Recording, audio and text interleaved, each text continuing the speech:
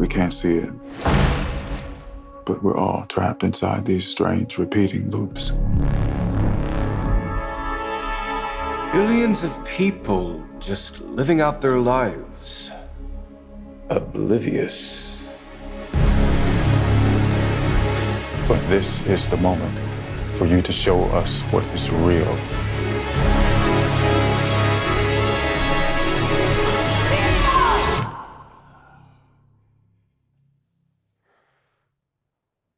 Hello, and welcome to Mix Presents Sound for Film and Television Awards season. I'm Tom Kenny, the editor of Mix Magazine, and we're here to talk about the much-anticipated The Matrix Resurrections, or Matrix 4, as some people are calling it.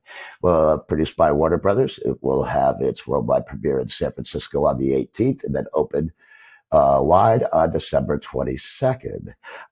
This truly is a resurrection of all the Matrix films, some 20 years later now. Reboot of the characters, reboot of the Matrix, all types of insider references to the trilogy. It's a lot of fun. This is a fun movie, and yet it is still the Matrix. There is a red pill involved. Dane Davis, we're here with the supervising sound editor and sound designer. Dane has been there from the original in 1999, working with the Wachowskis. And we have Stephanie Flack with us too, supervising sound editor, who the Reloaded and Revolutions was a supervising dialogue editor. It knows a thing or two about dialogues. Serving as supervising sound editor here today.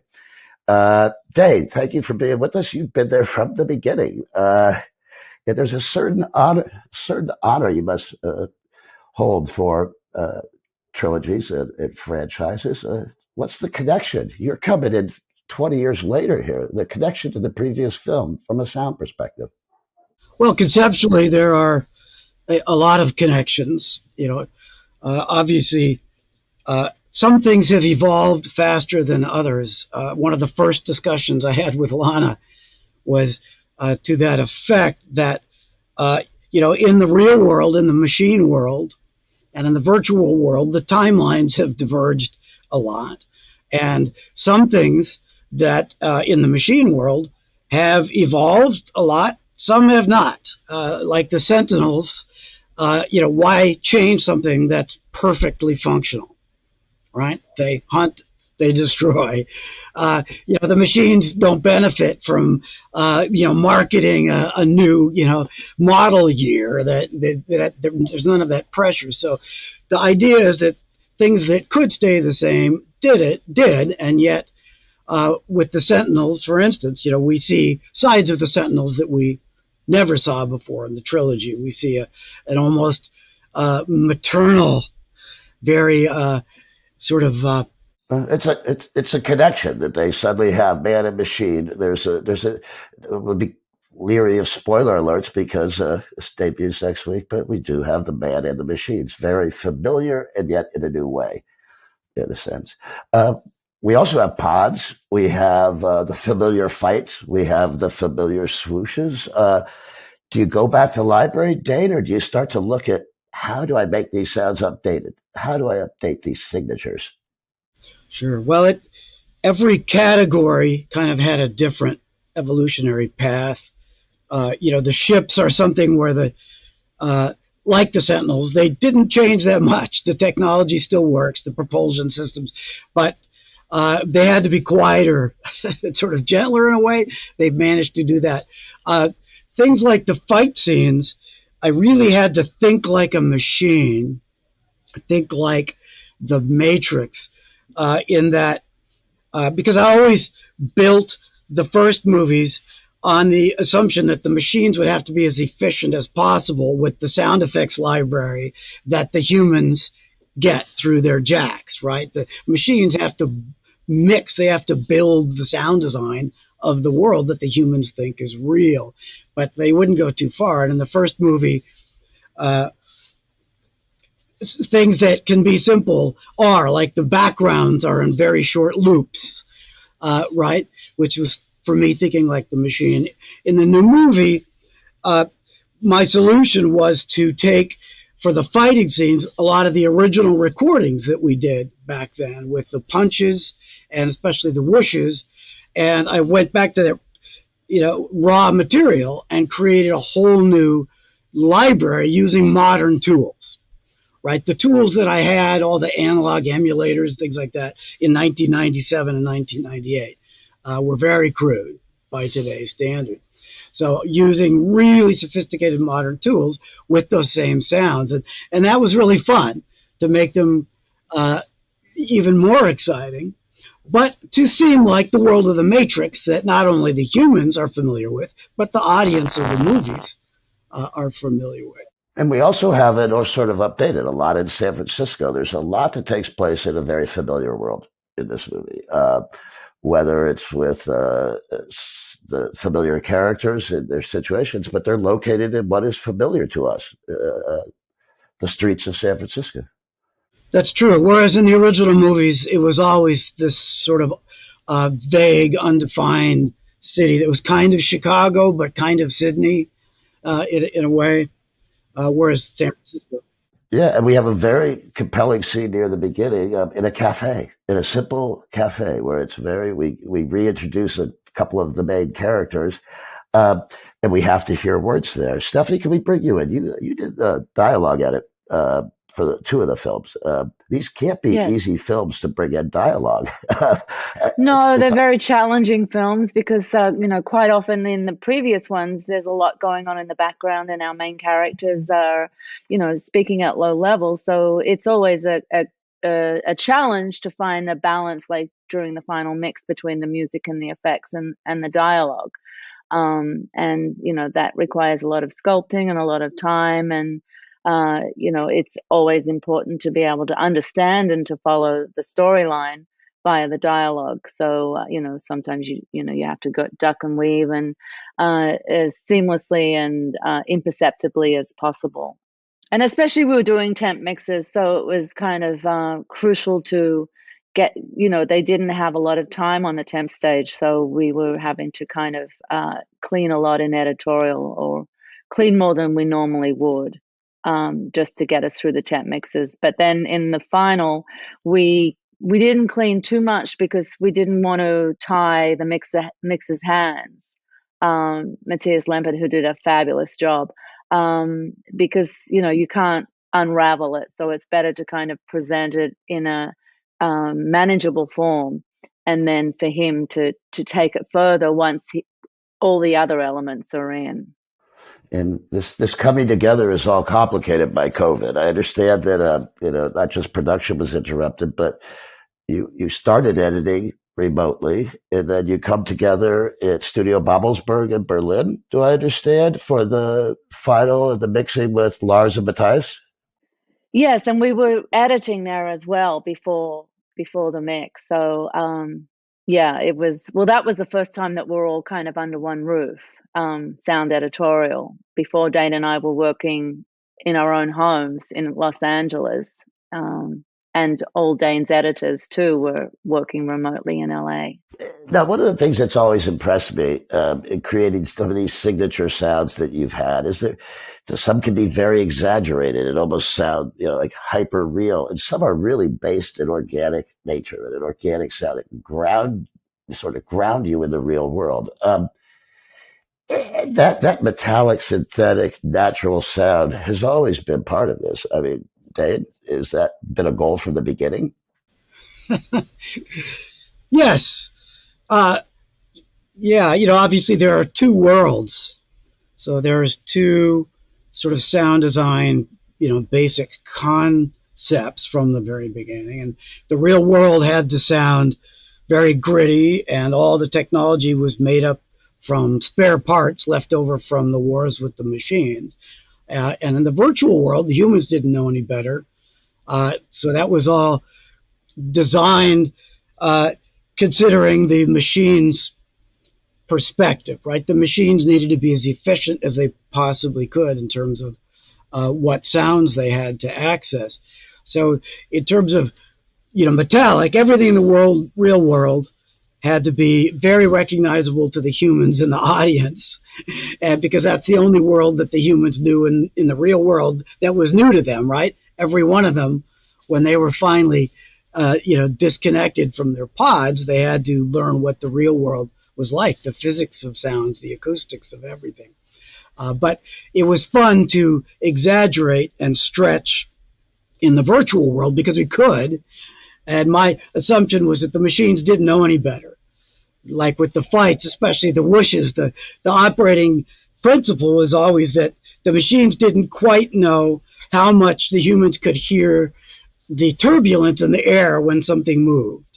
So early on, I threw out the idea of what if the machines were way off, right? And the humans could hear turbulence like 10 times as much, and the Wachowski said, interesting, let's hear it. That's always their reaction. So then I developed this, crazy library of whooshes. I recorded a ton of things and manipulated them to exaggerate every detail of turbulence. So we ended up in the first movie having a language that, there's a little finger whoosh sound and a wrist sound and an elbow sound and a knee sound. But, there's this whole vocabulary of how things sound when people move quickly or with power. And that was really fun.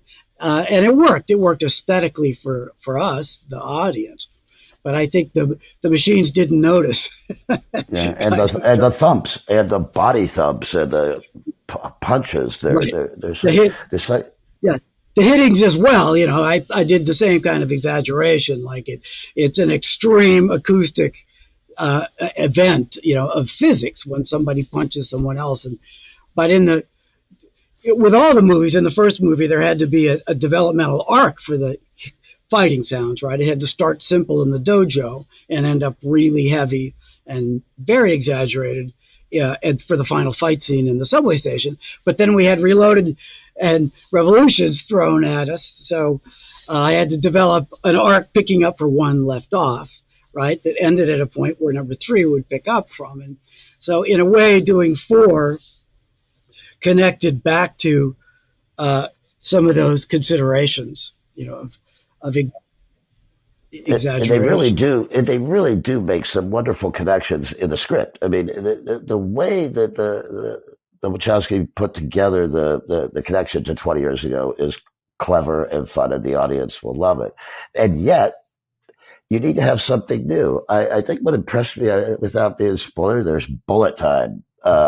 Bullet Time was fun. And there's a scene, without spoiling, where our 2 main characters meet in the Matrix and are thrown into Bullet Time for an extended period.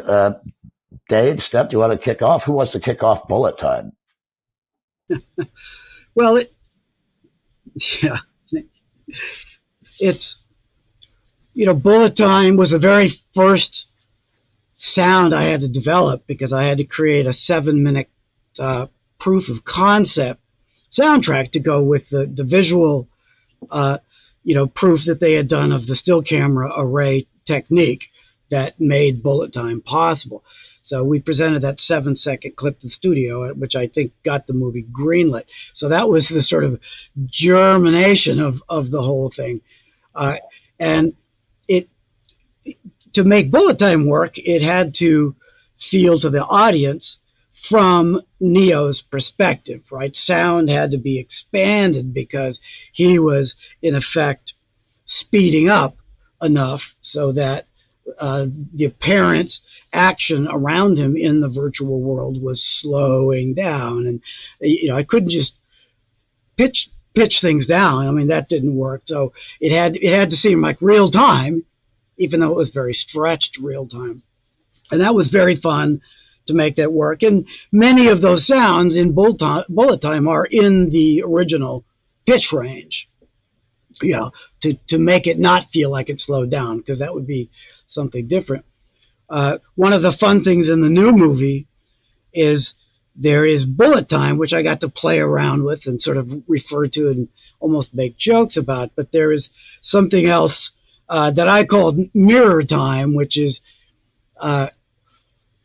without giving anything away, there's a battle over control between 2 powers, and we needed to hear in the scene that you'd mentioned, where with Thomas, we needed to hear that battle going on between these 2 powers.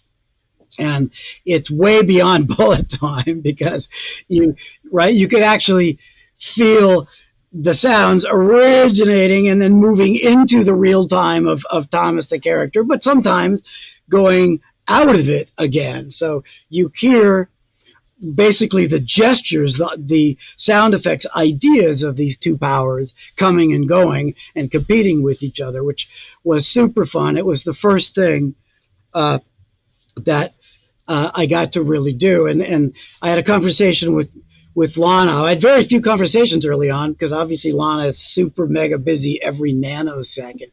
But the second one conversation we had in that scene, after we'd done the first very sketchy temp mix, she just pointed to that scene and said, "This just can't get too real." And my response was, definitely not too real. I have this idea about this push-pull thing that I think would be cool. And she just said, let's try it. Let's hear it. And so I went completely friggin' crazy, and presented it for this first scene for the next temp mix, and she really dug it. So I got to go even crazier and develop that concept through that scene, but which comes up about 20 more times through the movie. Until it eventually pays off right in the scene in the cafe, towards the end, where the power battle between those two forces kind of gets resolved, and the sound effect, all on its own, sort of expresses that, and that was really fun to pay that. And Steph, I mean, it's fun to go in there with effects and create this sort of world of bullet time, but it can be a headache in dialogue and everything as well. I mean, well, it's just, making that dance, just weaving around it, and, like we leave enough room for each other. There's that one particular scene, it's hard to talk about, but just abstractly, where there's a lot of tools and machine noise going on in the background, and it's all at different speeds, and then there's dialogue all at different speeds, and a bit of ADR because of production noise, and we have to kind of really navigate a path, an discernible, intelligible path for the audience, guiding them through this scene, and allowing them to listen between the effects and the dialogue and the music. And it's a very beautiful scene the way it turned out, don't you think, Dane? Yeah, it came out amazing, but unlike Bullet Time, people are talking all through it. Yeah, right. Yeah. Every second, people are talking, and for the audience, it's, I think, a very seamless experience. But we know, because Lana had said that was the most difficult scene to shoot and to cut and make because of all the frame rates. It shot at 8 or 10 different frame rates, at the same time, and everything is intercut, and people are talking, and obviously you can't just use the sync dialogue. So Steph had to sort of build that natural flow of text, of words in a visual environment that's just completely contrived and fabricated. There's nothing real about it. And you can't just stretch it because it's just going to sound, really fake and distorted and artifacty. So, it was quite a challenging scene for everybody involved. But I think it turns out beautifully. Yeah, but the story is so compelling, right? You don't even notice how complicated that the filmmaking had to be to take you through all those story beats. It's seamless to the audience, and that's what's so impressive. One of the things that's so impressive about it. And some fun scenes that you had this time. You've lived in this world, and you've come back to this world now. In a sense, your sound is resurrected as well. Steph, let's start with you. I mean, something that's left with you, as you're waiting for the premiere that you want to see with an audience. What were something that excited you? Well, it's going to be super exciting to see it with an audience. I think people are just going to go bananas about it because there's so much anticipation. There's such a fan base to it. It's such a smart, clever story. To come back 20 years later, that's a challenge to make it worthwhile, and I think it's going to surpass everybody's expectations. Um, the music is fantastic. Every facet of the film is it's art. Lana makes art. It's an art piece, and we all get to work at. I always say we get to work at her atelier, and we're all little hand artisans crafting on her masterpieces. And it's a great privilege and honor to be part of this. It's very different to all our other directors that we work with. It's a very different process. Dane, I mean, I'm sure you concur with that. Do you have any scenes that you walk away and you particularly want to tell your mother about or anything like that that you worked on? Well, I wanted to say earlier, the Sentinels are something we're familiar with, but in this movie, we get to see a kind of menacingly maternal side of Sentinels, which is in the scene that we were just talking about. And that was an interesting challenge, sort of motherly in this very dark way. And there's a very brief scenes where we see, going back in time. As far as telling my mother, I mean, there are obviously the guns beyond, bullet time. There is the real time experience of the gun battles. And for this movie, we recorded every single layer of every weapon. Brian Watkins, who cut all the guns, he recorded them with John Fasal using a new technology that he's been describing to me for a couple of years, and we got to really apply it, and it gives all the weapons a kind of preciseness, a realistic but still exaggerated preciseness that seemed to me like it would be perfect for this movie without giving anything away, because the virtual world is maybe it's a different virtual world maybe than we think. So I think that was fun to start from scratch on the guns, and many of the bullet buys I made brand new, and Ricco's are used. Yeah, there's various kinds All of new, Riccos, but that was really recording. Wow, you went all new recording on the weapons and everything. Wow, excellent. All new. We the Warner Brothers gave us a couple of days, and they were very productive days. Fantastic. But yeah, that was good. And Brian just, that was his baby. That's what he did on this movie. He worked the entire time on getting those guns. And obviously, as the picture would change, there are a lot of layers to those recordings, very different perspectives. So that was fun. I'm really happy with it, how it came out. And Lars Gonzal, the effects mixer, did a fantastic job working with Brian's tracks for that, letting them, evolve through the temps as we would elaborate. I mean, in summary, in one sense, without spoiling it, there's a mission here. There's a quest that they're on, through that you find out, and they have to rescue somebody. In a sense, and that determines some of the pacing. So for a 2-hour movie, this moved quickly for me. This moved quickly while I watched it. Can you talk to me a bit? We'll start with you, Steph, about sort of pacing through a movie like that, because it is, we all must connect on this mission. That's the driving force. How do you pace yourself through a film like that?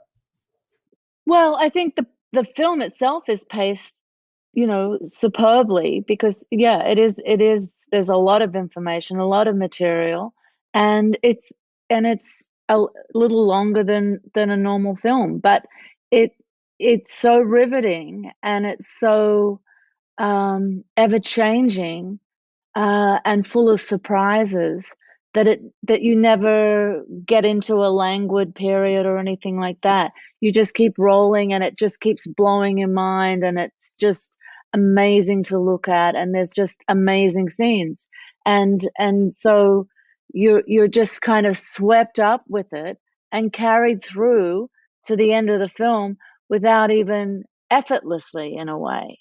So that's helpful. It's not like you're getting bogged down and it's like, oh my God, this is a really slow moment. It's just a ride.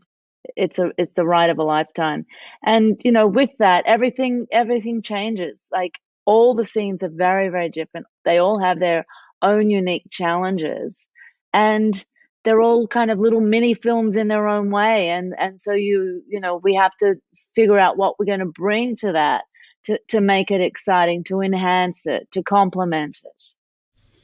And that's a good point, Steph, too, because it's at least 5 movies in terms of dramatic tone, right? It goes through all of those different movies, and that was a bit of a challenge, not just for the music people. I think for all of us to get that feel, right? It's very comic. The first act is a fantastic comedy, and that's a whole new tonality for this series of movies, right? There's very little of that, and that was one of Lana's objectives all along, is to make it very different, but to sort of see it take shape right by the end of the movie. It's a very different movie, so we had to sort of stay attuned to that, because that manifests in the texture of the sound effects and in the mixing, certainly, right? That kind of tone, the deep dramatic scenes, the romantic scenes. It goes all over the place. The super heavy action, the super, almost superhero, quality of some scenes. So that made it pretty fun, trying to keep up with it. And that was, you could see it in the script, but once you start to see how she, executed it and the actress performed. And it's full of beauty as well. They're remarkable performances, and the dialogue is beautifully written. And and it's a love story. Yeah, very well said. It is. It's a love story.